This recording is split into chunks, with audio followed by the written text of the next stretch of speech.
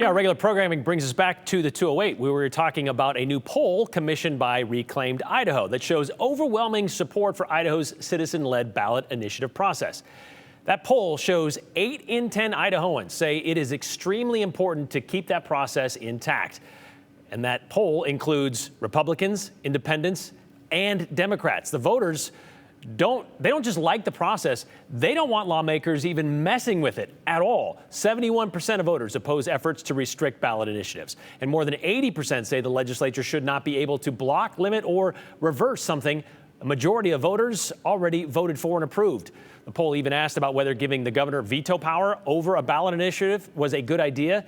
75%, 3 out of 4 Idahoans said absolutely not.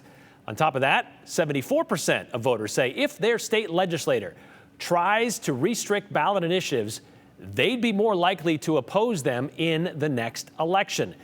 Again, that's not just Democrats. Republican primary voters say the same thing. Not that Idaho's majority party hasn't tried to do these things. Back in 2021, they passed a law that pushed the criteria for signature gathering to all of Idaho's 35 voting districts instead of the required 18 at the time, 6% of 18. The state Supreme Court called it unconstitutional back in 2021.